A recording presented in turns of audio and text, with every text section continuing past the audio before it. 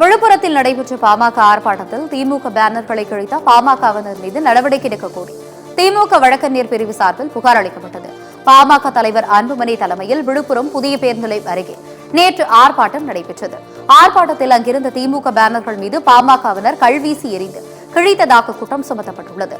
இந்நிலையில் இது தொடர்பாக விசாரணை நடத்தி நடவடிக்கை எடுக்குமாறு விழுப்புரம் எஸ்பியிடம் திமுக வழக்கறிஞர் பிரிவு சார்பில் புகார் அளிக்கப்பட்டது.